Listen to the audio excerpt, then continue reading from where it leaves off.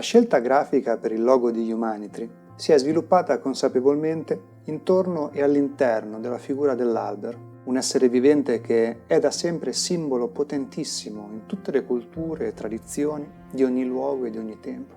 Nelle culture antiche, ad esempio, tutto ruotava intorno ai cicli naturali e ai suoi elementi.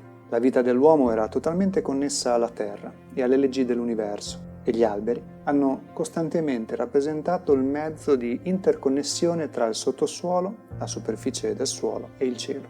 Numerosi filosofi, sciamani, alchimisti e maghi di differenti culture hanno fatto uso dell'albero come simbolo per dare risposte riguardo il mistero della vita. Platone affermava nel Timeo che l'uomo non è altro che un albero rovesciato, una pianta celeste, le cui radici non sono conficcate nel terreno, ma rivolte al cielo, dove l'anima ha avuto origine.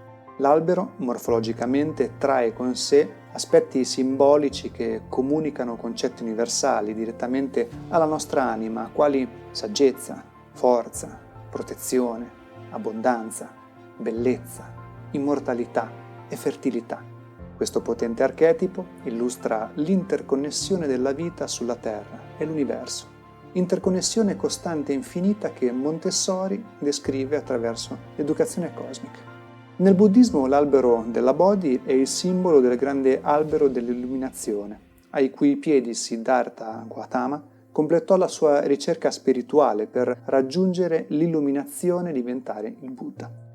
Per i druidi irlandesi gli alberi colmavano il divario tra il mondo superiore e quello inferiore e portavano benedizioni dagli dei. Il legno di alcuni alberi era considerato magico, in particolare quello della quercia, che rappresentava il centro dell'universo. I Celti sapevano che per entrare in contatto con la nostra parte più intima e vera, ognuno di noi deve prima riconoscere la propria connessione con la terra, e l'albero della vita e gli altri alberi sono il simbolo e la manifestazione di questa ricerca. Le culture nordiche europee credevano che Odino, l'equivalente di ciò che Zeus rappresentava per gli antichi greci, il più saggio tra le divinità e conoscitore dei segreti dell'universo, custodisse il pozzo di saggezza e conoscenza alla radice dell'albero del mondo, la cui forza sostiene l'intero universo. Fu proprio sotto i rami dell'albero del mondo che Odino entrò in possesso dei suoi poteri magici e sciamanici, ottenendo la vista interiore e capacità curative. Lo Yaxche, come lo chiamavano i Maya, era la rappresentazione di ciò che è conosciuto in vaste civiltà antiche come l'albero della vita. Secondo un'antica scrittura Maya, gli dei piantarono 4 alberi di ceiba in ogni angolo del mondo. Il quinto, Yaxche, fu piantato al centro dei 4 alberi in modo che le sue radici potessero raggiungere il mondo sotterraneo e i suoi rami raggiungere i cieli. Il quinto albero era visto come il sacro connettore dei 3 regni, gli inferi, il mondo di mezzo e i cieli. Si pensava che l'albero del mondo, come veniva chiamato, fornisse un canale alle anime degli umani per viaggiare negli inferi o nei cieli, ed era considerato sacro perché era l'unico modo che gli dei avevano per viaggiare nel mondo di mezzo.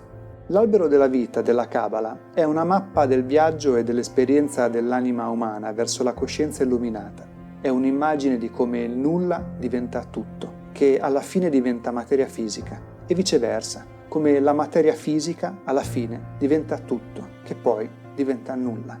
Riconoscere e dialogare con l'archetipo dell'albero facilita il riappropriarsi del proprio destino. La natura si dona e noi impariamo da lei la relazione d'amore del donarsi.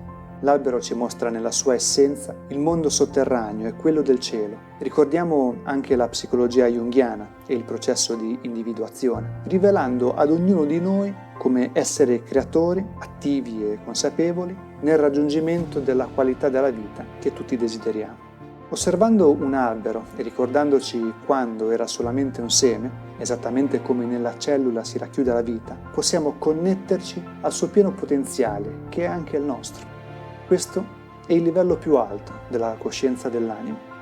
Certamente si tratta solo di alcuni esempi del perché Humanitry vuole diventare supporto e strumento di sviluppo personale e svolgere da modello per chi ha desiderio di mettersi in gioco e crescere, per chi sente di celebrare la propria esistenza in connessione con le altre. Humanitry infatti vuole evolvere con le persone e come un albero essere nel continuo fluire nella vita, che è trasformazione e cambiamento. In questa prospettiva, il modello di sviluppo di Humanitry non è rigido né categorico, ma anzi generativo e sempre in accordo con le necessità della community. Una visione dove i feedback dei partecipanti contribuiscono attivamente all'evoluzione di questo albero, essere unico e prezioso, ma allo stesso tempo in sinergia con la foresta e i suoi elementi.